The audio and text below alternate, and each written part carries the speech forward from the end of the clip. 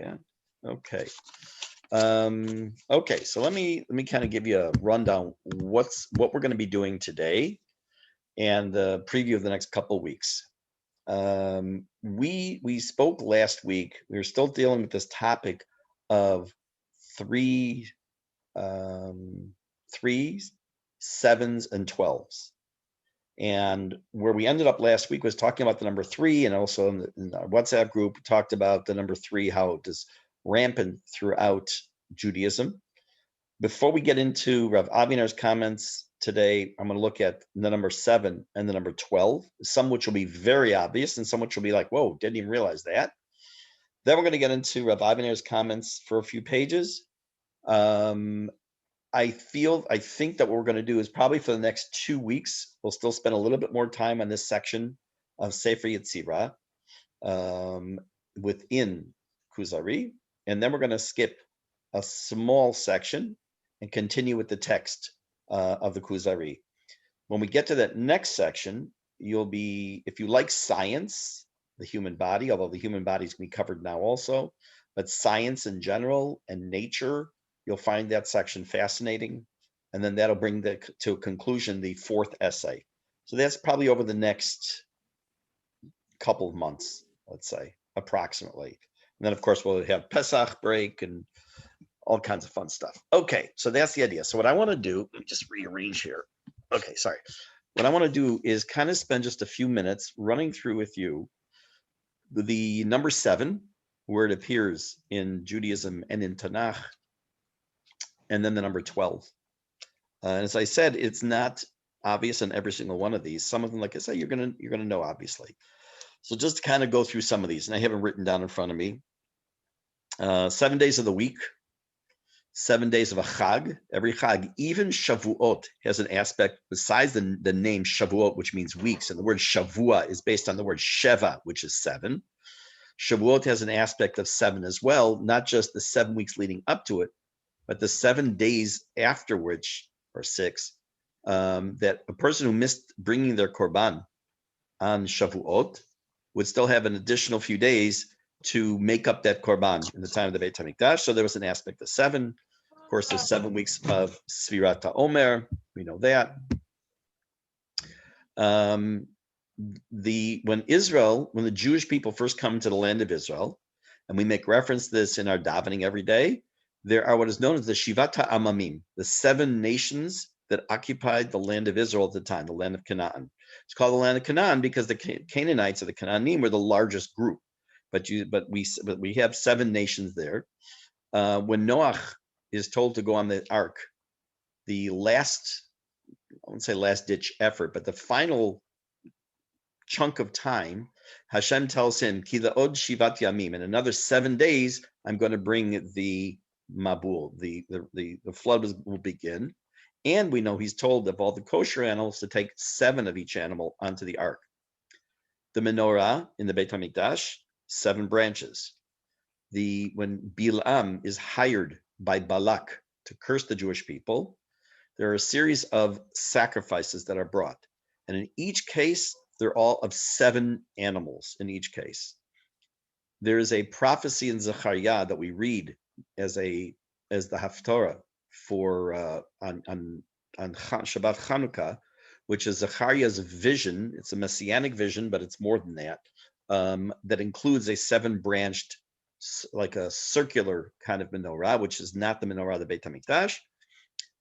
In Sefer Mishlei, when Shlomo HaMelech, in the book of Mishlei is Proverbs, in the book of Proverbs and Mishlei, when Shlomo HaMelech is praising the wise woman, he refers to the 7 pillars of knowledge of her.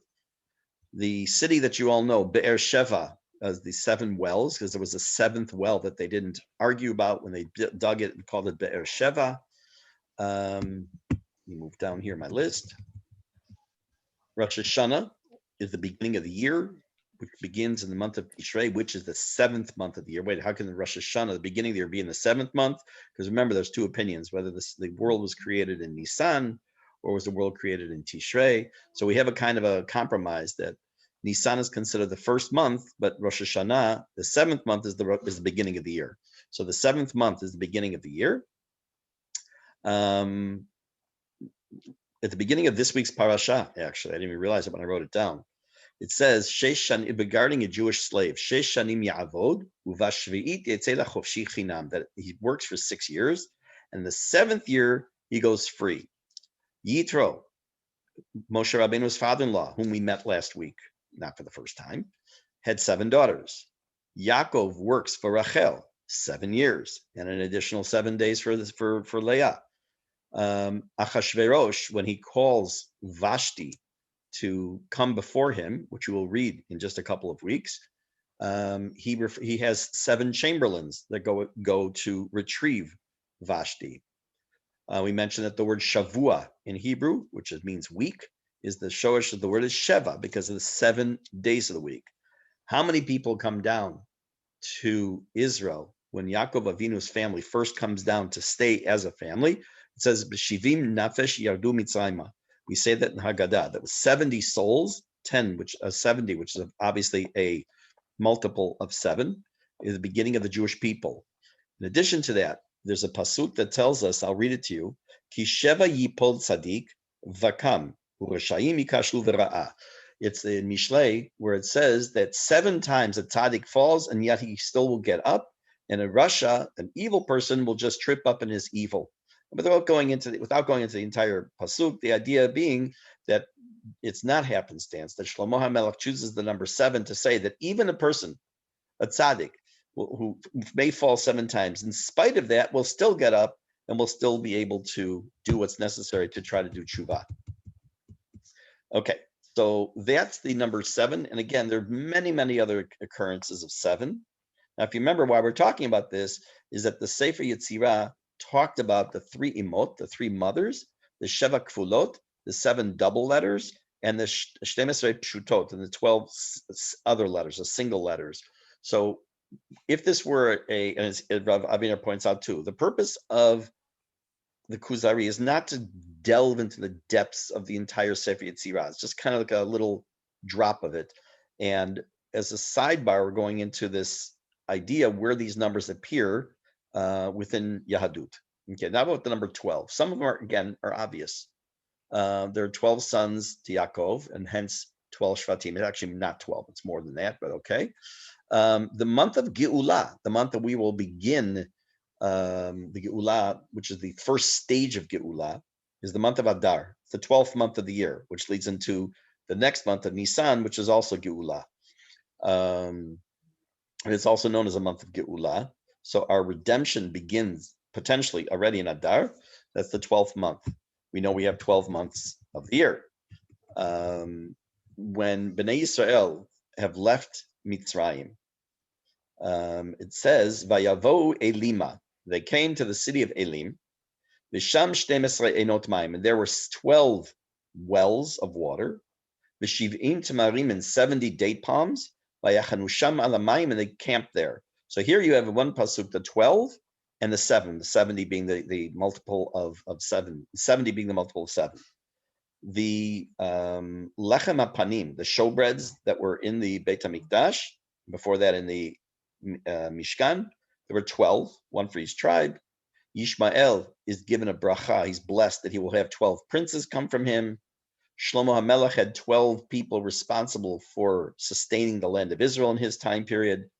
When Eliyahu goes to Elisha, for those of you who have come to the Navi class over the years, you know that at least it's a year and a half now, I don't know, a while ago, we were dealing with Eliyahu Hanavi handing over the reins to his student Elisha. And Elisha, when Eliyahu comes to literally physically hand over the mantle, not in a metaphoric sense, but in the literal sense, Elisha is said to have been in the middle of plowing with 12 pair of oxen, and he was standing next to the 12th ox or pair. When we see and go through Sefer Melachim, the number 12 comes up very frequently when talking about kings, either the length of their reign or such and such happened in the 12th year of their reign. For those of you familiar with the horrific story, and I'm not going to get into it, of Pilegish Begiva, she's cut up into 12 pieces. So these are merely a representation of where the number 7 where the number 12 that we saw last week, where the number 3 comes so frequently into our use.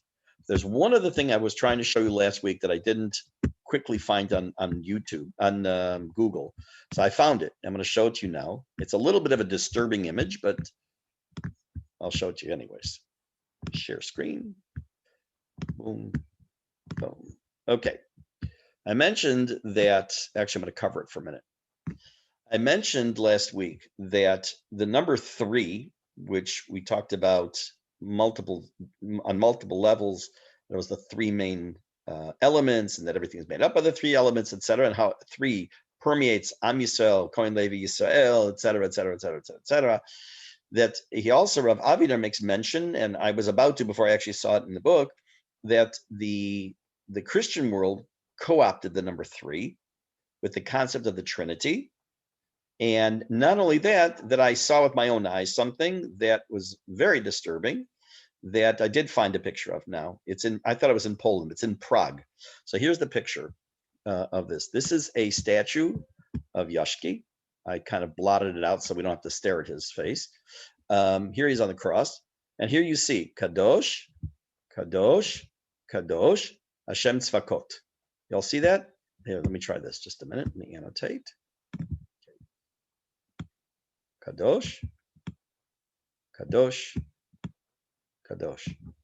And they've taken, those are the Hebrew words. It's exactly how it appears in Prague on this particular monument, the statue, with, I guess, I don't know who else looking up at him. And they took it, the concept of 3, of Kadosh, Kadosh, Kadosh, which we talked about God being holy and the holiness of this world, the upper world next, and it turned it into representation of the Trinity. So even among the Goyim, even among the non-Jewish world, the number has filtered in to have a significance, albeit obviously for the wrong significance, but it has a significance. Okay. So let's take it off the screen share. Okay, what we're going to do is we're going to pick it up now on page 210 in Rav Aviner's book. We're going to read one paragraph on that page. And it starts, the paragraph starts with large in bold letters. It says Rakia Kodem Le'esh V'Mayim. Remember, we're going to backtrack a little bit. We're going to talk a little bit again about 3. For those of you who came a little bit after the beginning of class, I want to repeat something. We're going to learn today, in the next couple of weeks, Bezrat Hashem, still on the topic of Sefer Yetzirah. After that, we're going to skip a few pages and go into the next section, the last part of the Ma'amar, the last part of this 4th essay, where there's more discussion between the Rav and the king. It's going to focus a little bit more on science and nature as well. Okay, so let's continue. Okay, so again, we're on page 210 in Rav Aviner's pages. Kol echad mishlosha yesodot ele. All 3 of these items, of these 3 elements, meaning earth, wind, and fire, without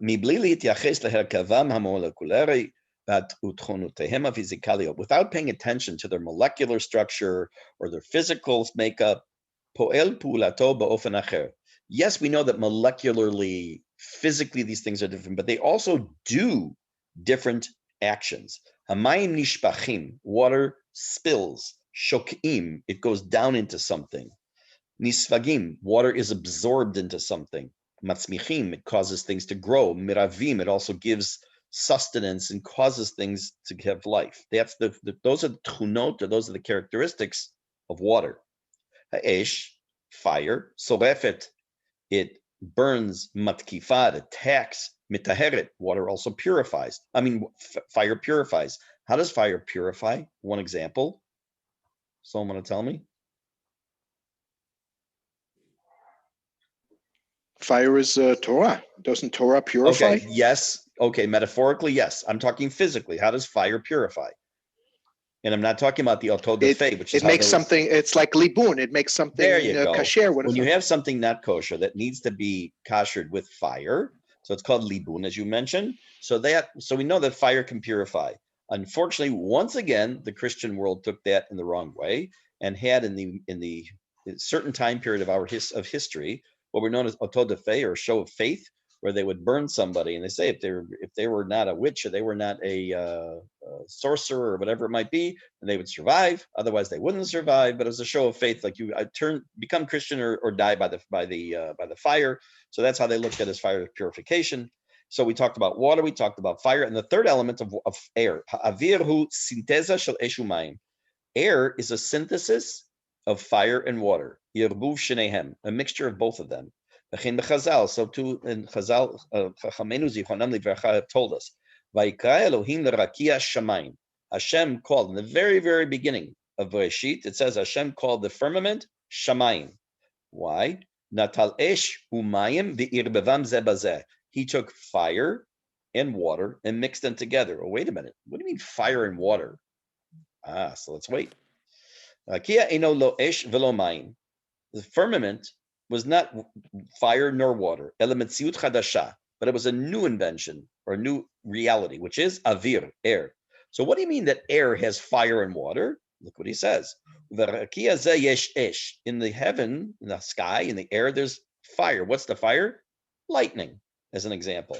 Yesh mayim, ananim. We know there's water because that's where we get our water from, because of clouds that become saturated and then cause rain.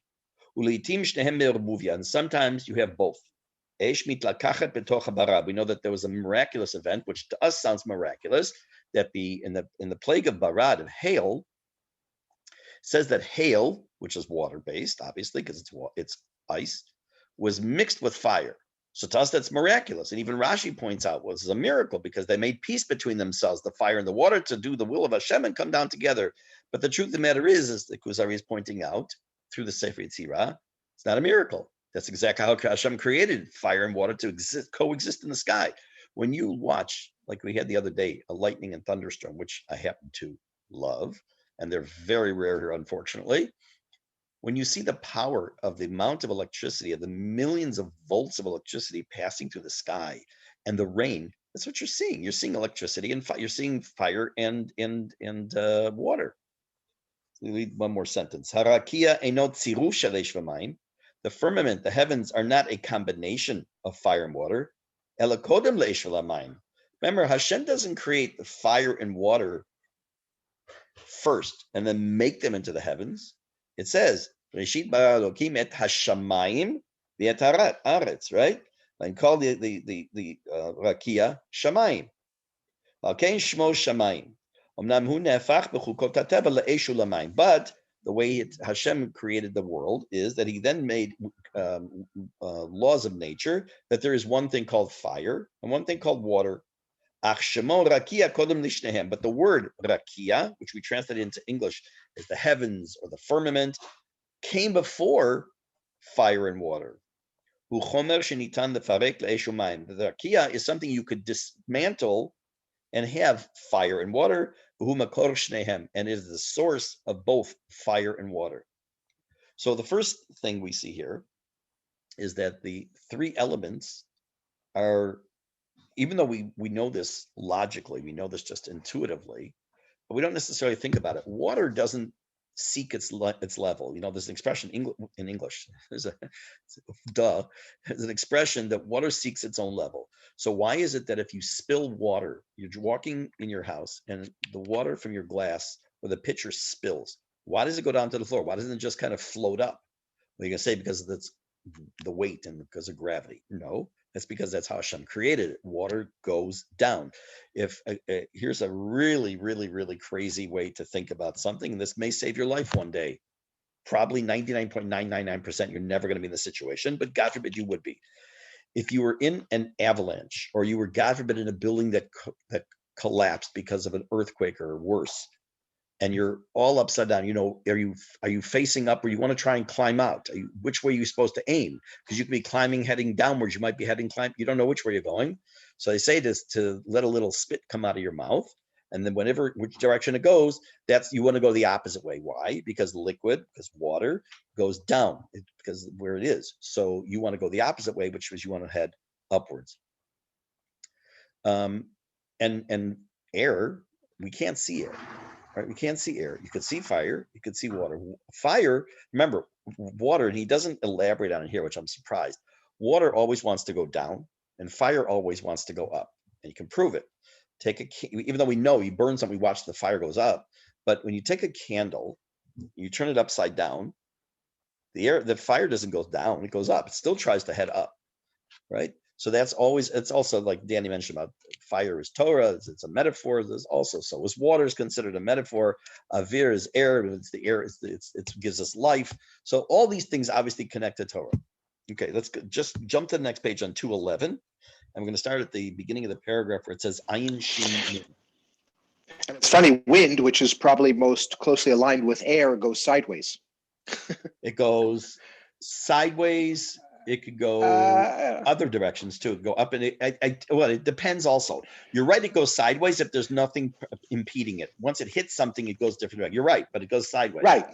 That's correct. But I'm saying, like, one thing goes up, down, and then sideways. Speaking of wind, now if I were to ask you, where do you see the power of wind? So most people would say with hurricanes, with tornadoes, but you actually see it in a very simple way. When we first made Aliyah, and even before we made Aliyah, we said, well, where are you going to live in Ma'ale Adumim? So we tell people in Ma'ale Adumim, we're going to be on this side in Mitzpeh Nevo. They said, oh, you're not on the windy side. Obviously, I didn't know what that meant at that time. Obviously, I found out pretty fast. So I found out that the other side, the side of Pnei Shmuel, is much windier than it is on our side. About, a year after we made Aliyah, I was standing right next to Pnei Shmuel. There's a small park, not the big park by the Kikar, but a little park right next to the shul. I was standing in the park next to the fence, looking towards Yerushalayim, and I turned around and I looked at maybe there's 4 or 5 olive trees there. Next time you're next to Pnei Shmuel, take a look at those olive trees. As opposed to many olive trees you see in the neighborhood that grow more or less straight, a little crooked, but more or less straight, these are bent almost at a 45-degree angle. Because right there is where the wind is so strong when it first comes across the Wadi over there from Yerushalayim, that over time it actually bent the shape of the trees as they were growing. It's truly incredible to look at. Okay, let's take a look at the next page 211, starting at the next paragraph. It says, Kahu b'marechet ha'olam hagadol b'fizika. So too it also is in the world, in the universe, when it comes to physics. So too our bodies, the human body, also has the same kind of system of 3. We also have in our body avir, esh, and mayim. We also have air, fire, and water.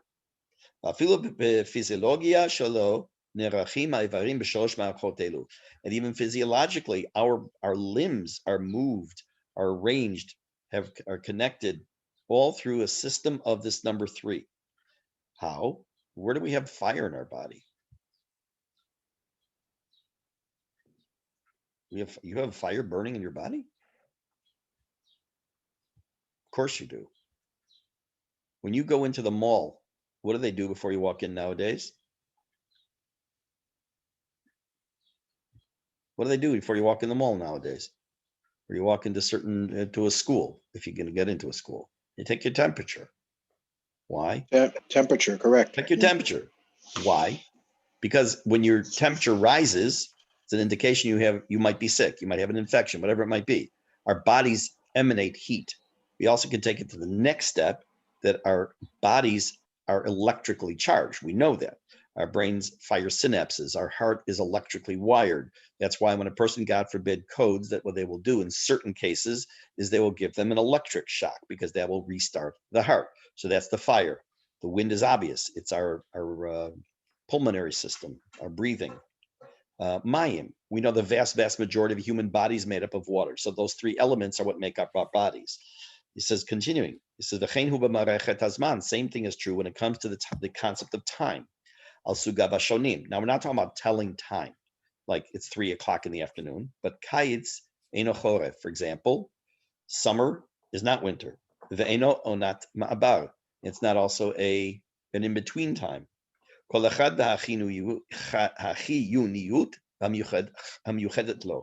Every time period of the year has something unique to it and something special. For example, when in the morning we say a bracha, Rokaha Aretz al Hamayim, the bottom line of that bracha is that we thank Hashem that we know where the dry land is the dry land, and the wetland, meaning the oceans, are where the oceans are, and the rivers are where the rivers are. And there isn't, like it was in the beginning of time, tohu vavohu, of complete chaos. Same thing is true for the most part when it comes to seasons. That right now, if this were, if you were in New York, if it were 97 degrees and 80% humidity, something would be extremely wrong because it's winter. It's supposed to be snowing, which it is, haha. And it's supposed to be a very cold wind chill, haha, it is. There are certain things with the passage of time that are all influenced by whether it's the heat, whether it's the wind, as Danny was saying also before, that is the movement of the weather, which moves from west to east because of the spin of the earth. The water, which is the rain, which is the rainy season, the non-rainy season. When you start to think about it, all the things start to add up and make sense. Continuing. Except the weather this week. How to explain that? Well, it's Israel. It's miracles. It's all miracles, Dan. Okay. Yeah, and I was saying before everyone got on, I was talking to Emunah that here yesterday was, let's say in Fahrenheit, about 76 degrees. And in Chicago, I was looking, it was 23 below zero wind chill. So it's almost a 100-degree temperature difference. Incredible. Bummer, you make your bed, you look right after you sleep in it. Okay, or freezing it. Same thing is true when it comes to Kedusha, the Kedusha of humans. We have Yehudi and Goy. Kedushat Zman, Shabbat, Yom Tov, Chol, Kedushat Makom.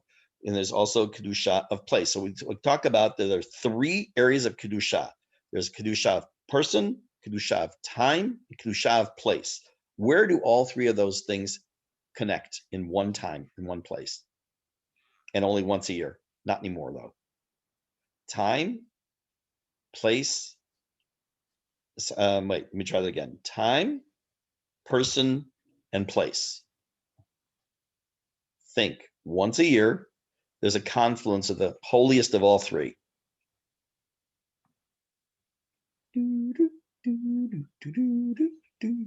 don't think I'm not going to make you think today, right? No, it's not going to happen. Where's the holiest person on the holiest day and the holiest place? Right, the Kohen Gadol. Very good. I'm glad you all got it. The Kohen Gadol on Yom Kippur. Kodesh HaKodeshim, and yeah. the Kodesh Kodashim, right. The Kohen Gadol enters the holiest place. The Kohen Gadol, who is the holiest person, doesn't mean he's the most important or the best person. The holiest person who entered the holiest place, i.e. the Kodesh Kodashim, the Sanctum Sanctorum, the Holy of Holies, and he was on the holiest day, i.e. Yom Kippur.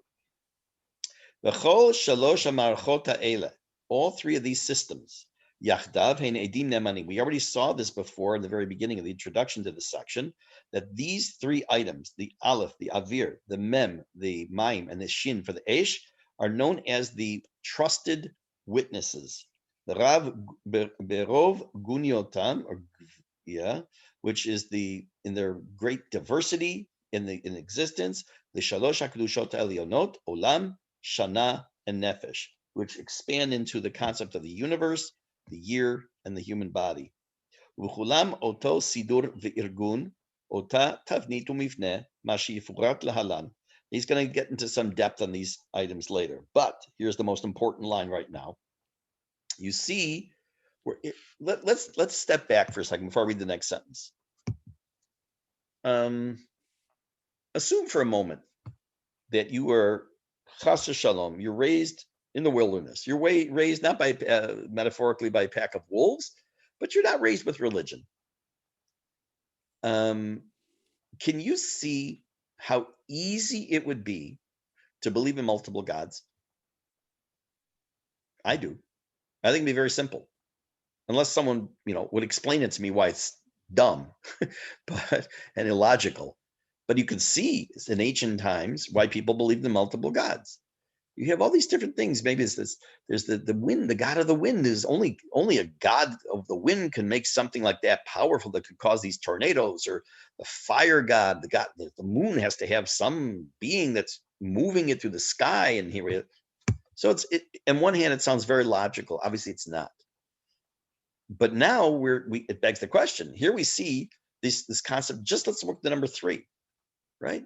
You have the place, you have time, you have people, you have the number 3 appearing within nature. You have this all over the place. So maybe, God forbid, there's 3 gods, which of course leads to the mistaken idea of the Trinity, as he's mentioned already. So now he makes the next point. Look at the bold letters where it says, "V'seder zeba mehamisader ha'echad."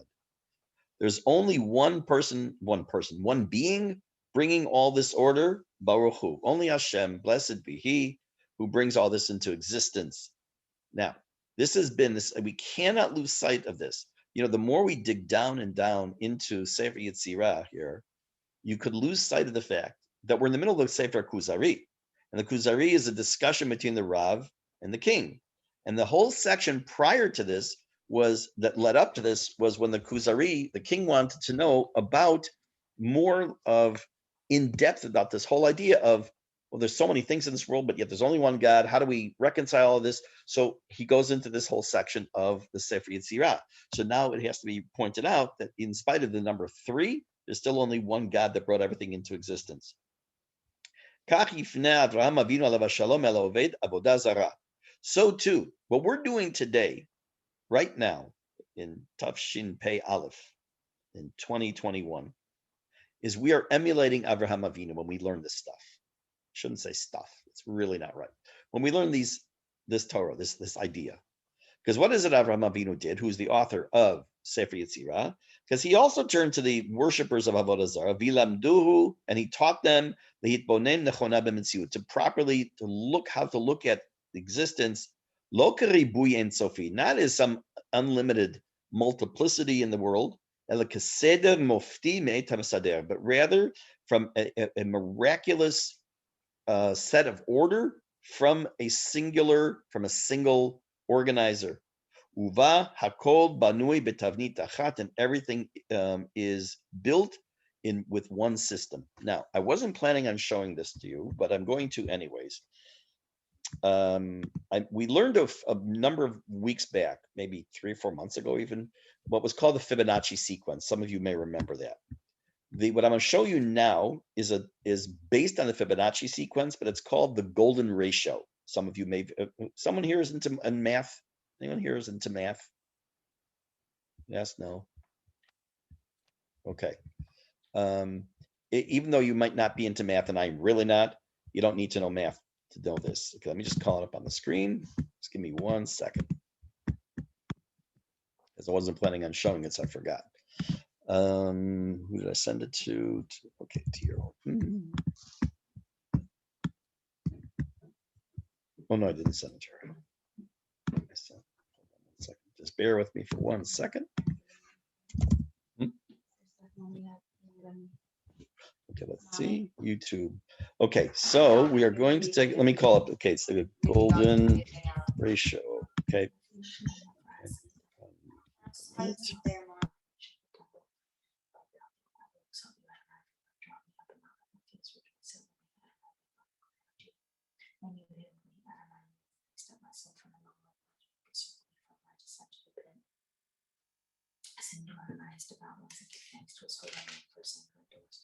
I'm going to do a screen. Let me do a screen share with sound, so I don't. And share sound. Share. Okay. I'm going to ask. Okay.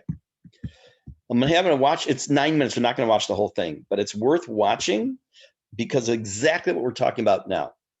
That there's one organizer, Hashem.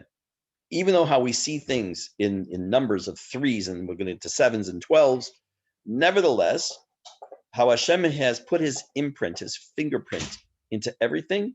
This is just one small part of it. If it's too loud, let me know, because people tell me when I share a screen sound, sometimes it's too loud. It changed my life. When I learned about this math ratio, it changed my life.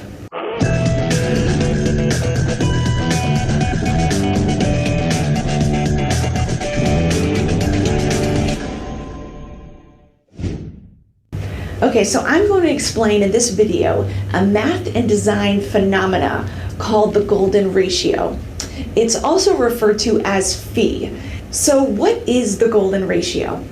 Well, to help explain it, I'm going to put out this sequence of numbers called the Fibonacci sequence, which is really just the golden ratio in a sequenced numeric form.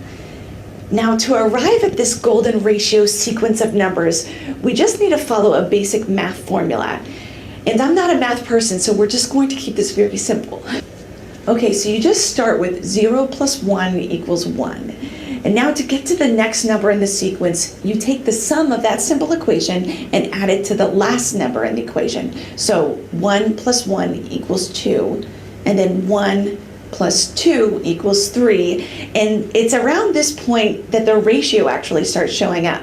And as we continue to do this formula, we start arriving at a set of numbers. So 2, 3, 5, 8. And you see what we're doing? We're adding the sum of the equation to the last number in the equation, and we arrive at this sequence of numbers.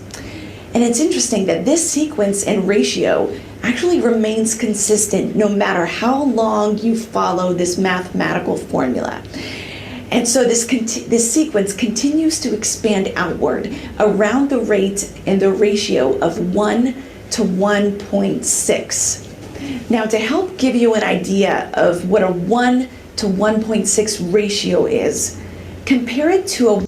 We'll see soon why I'm showing you this. This is not a math lesson, but you'll see why. Hang in there about another 2 minutes before it starts getting to the point. 1 to 1 ratio. So to make a 1 to 1.6 ratio, you just envision a little more than half of the initial line added to the line of the other side. All right, so this ratio of 1 to 1.6.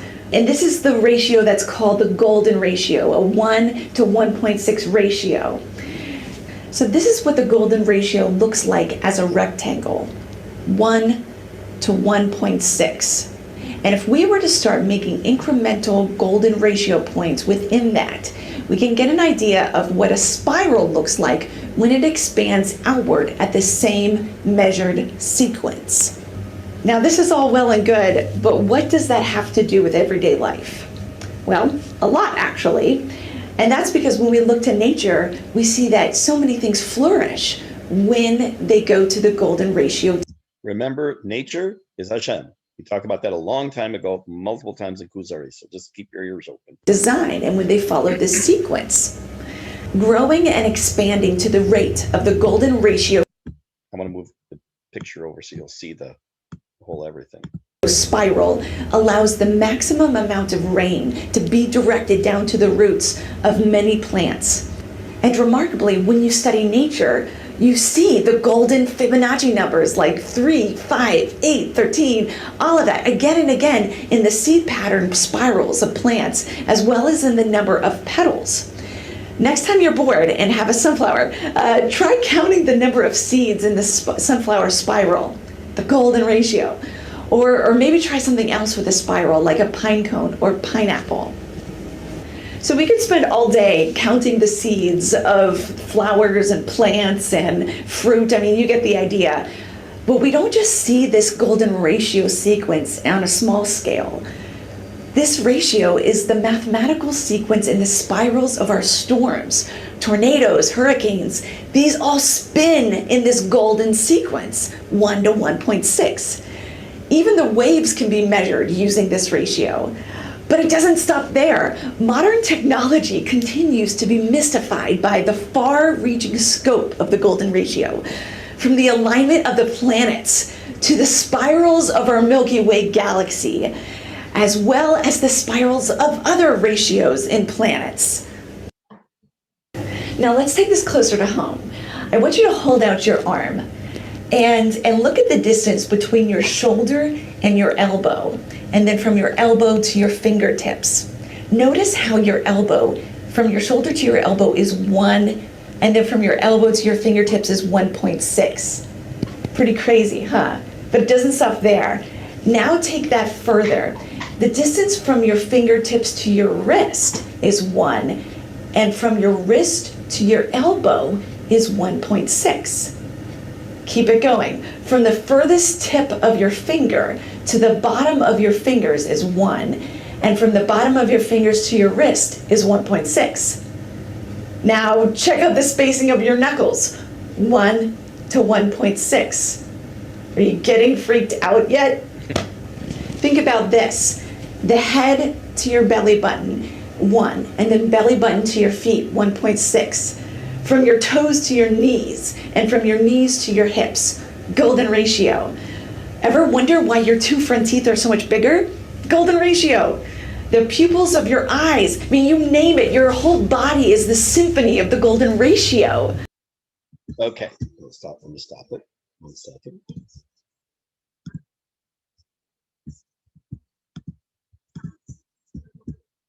One second.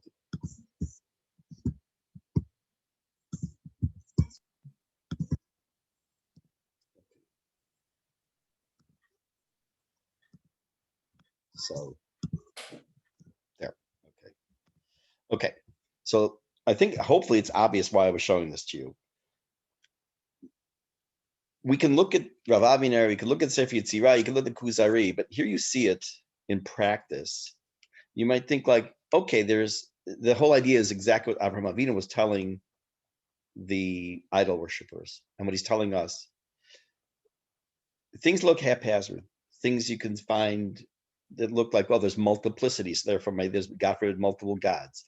But when you start looking at how Hashem created everything, both in terms of what we call nature in our bodies, and you see this, just this one aspect, the golden ratio, which I don't know if some of you have heard before about or not. I'm sure some of you heard about the Fibonacci sequence even before we did it a few weeks ago.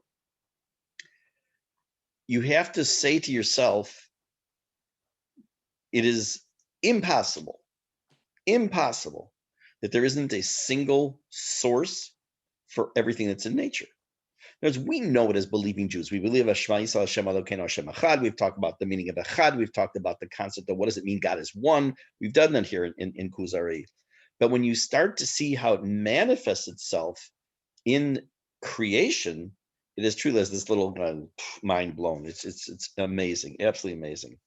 Okay, Tov. Okay, today is Wednesday. Next, I'm gonna stop here. Next Wednesday, Bezrat Hashem, I'm just trying to think. Hold on. I seem very disorganized today, I think. Let me just take a quick look. Was something next Wednesday sounded familiar to me? No, I guess not. Okay. So we have a couple weeks, a couple classes before Purim. What I want to do is next week will be regular class. The following week, which is the 24th, it'll be regular class for the most part, and then I'm going to spend the last maybe 15 minutes or so talking about what's called Purim Mishulash. We have this year a very rare event where Purim falls on a Friday. It happened 11 years ago. It happens again in 5 years. And then I've gotten as far as 2038. I haven't seen it again in the calendar. It's a rare event. It's where Purim falls on a Friday and what makes it different and special, and etc. So we'll talk about that in 2 weeks, Bezrat Hashem, which will be just a couple days before Purim. So in the meantime, just want to wish everyone a wonderful day and keep looking for those 3s, 7s, 12s. Check out the golden ratio. You're going to see it in everything. By the way, when the video continues, she talks about how people design homes, they design and paint and draw, and you'll find it within so much within art that it's used as a tool because it's pleasing on the eye, where they actually will put a painting or hang a certain thing or build a window. It really is an amazing thing. Okay, have a great day, everybody. Thank you, Rabbi. You're welcome. You're welcome. Thank you very much. Sure.